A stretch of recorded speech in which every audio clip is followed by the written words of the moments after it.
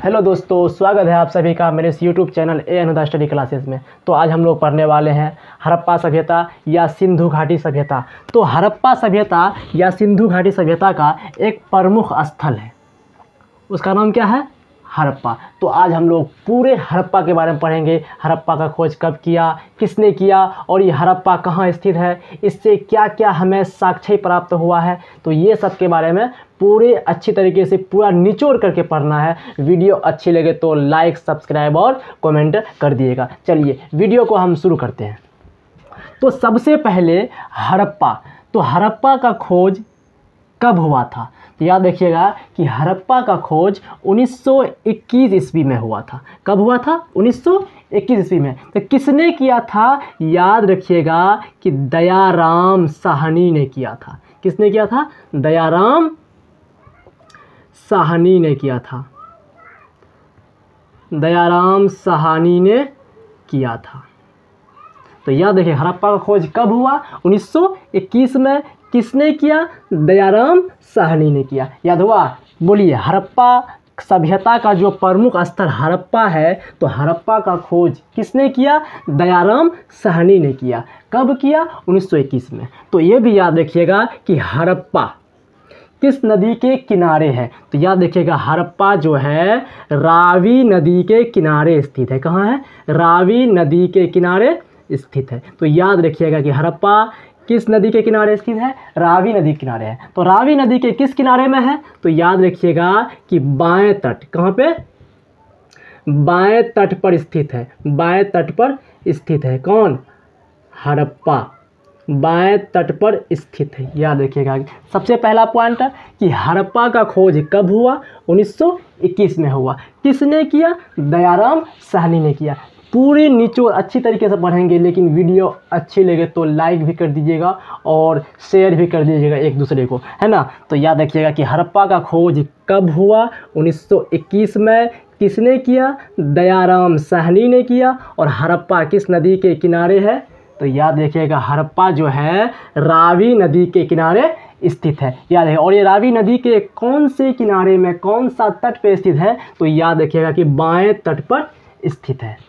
तो ये भी याद रखिएगा कि हड़प्पा जो है कहाँ है? ये हड़प्पा पाकिस्तान में है। कहाँ है जी? हड़प्पा पाकिस्तान में है। पाकिस्तान देश का है ना, पाकिस्तान एक देश है, वहीं पे है। तो पाकिस्तान देश में के कहाँ पे? तो ये भी याद रखिएगा कि मोंटेगोमरी एक ज़िला का नाम है। क्या? मोंटेगोमरी।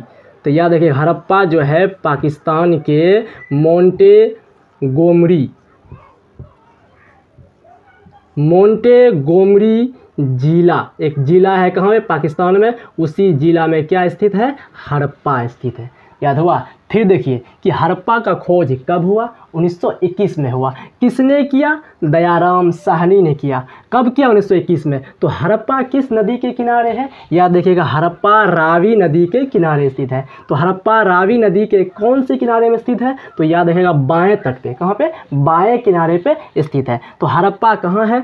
पाकिस्तान में। पाकिस्तान के किस ज़िले में है? याद रखिएगा मोंटेगोमरी ज़िला में स्थित है। कोई दिक्कत है किसी को? समझ आ गया होगा। चलिए आगे बढ़ते हैं।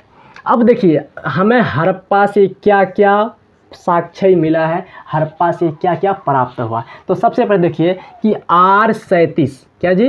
R37 कब्रिस्तान का साक्ष्य मिला है।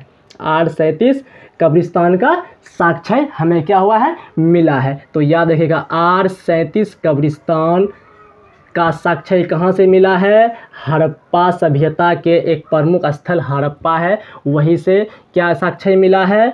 R37 कब्रिस्तान का साक्ष्य मिला है। कहाँ से? हड़प्पा से। उसके बाद देखिए और क्या क्या मिला है। तो याद रखिएगा कि शंख का बैल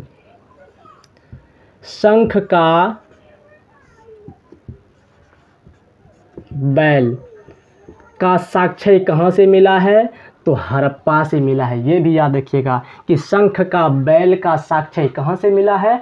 हड़प्पा से मिला है। और ध्यान में देखिए और मतलब साक्ष्य प्राप्त हुआ है। कौन किया था ये खोज? किसने? दयाराम साहनी ने किया था। तो उसी खुदाई जो हुआ था 1921 में, तो उसी में ये सब चीज़ का साक्ष्य मिला है, ये सब चीज़ प्राप्त हुआ है कि R37 कब्रिस्तान का साक्ष्य हड़प्पा से मिला है, शंख का बैल हड़प्पा से ही मिला है। उसके बाद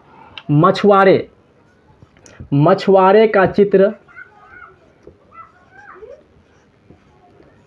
मछुआरे का चित्र भी आपको कहाँ से मिला है? हड़प्पा से ही मिला है। क्या? मछुआरे का चित्र भी कहाँ से मिला है? हड़प्पा से ही मिला है। उसके बाद कांस, है ना जी, कांस्य दर्पण कहाँ से मिला है? हड़प्पा से ही मिला है। कांस्य दर्पण मतलब क्या? कि कांच का जो शीशा होता है वो साक्ष्य हड़प्पा से ही प्राप्त हुआ है। उसके बाद और मतलब साक्ष्य मिला है कि विशाल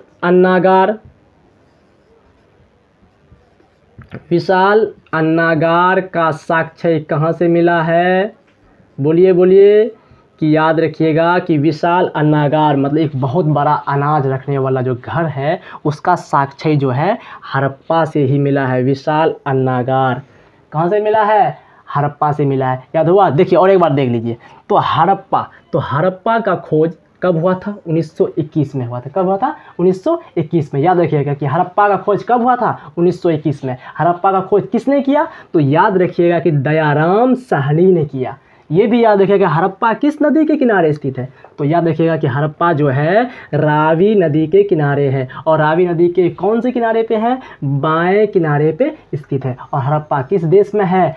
किस देश में पाया गया था, है ना, पाया गया है? तो याद रखिएगा कि हड़प्पा जो है पाकिस्तान में पाया गया है। और पाकिस्तान के किस ज़िले में? तो याद रखिएगा मोंटेगोमरी ज़िला में स्थित है। कौन? हड़प्पा। उसके बाद हड़प्पा से क्या क्या साक्ष्य मिला है, क्या क्या प्राप्त हुआ है? तो याद रखिएगा कि R37 कब्रिस्तान का साक्ष्य हड़प्पा से ही मिला है, शंख का बैल हड़प्पा से ही मिला है, मछुआरे का चित्र हड़प्पा से ही साक्ष्य मिला है ना, हड़प्पा से ही मिला है, कांस्य का, है ना, कांस्य दर्पण मतलब कांच का शीशा हड़प्पा से ही मिला है, विशाल अन्नागार ये भी कहाँ से मिला है? हड़प्पा से ही मिला है। चलिए आज का वीडियो हम यही करते हैं। तो इसके बारे में हम लोग अगले वीडियो में मोहनजोदड़ो के बारे में पढ़ेंगे, है ना। वीडियो अच्छी लगे तो लाइक कर दीजिएगा, सब्सक्राइब कर दीजिएगा और वीडियो को भी शेयर कर दीजिएगा एक दूसरे को, ताकि वो भी हमसे जुड़े, ताकि आप लोगों को फ़ायदा हो। चलिए, जय हिंद।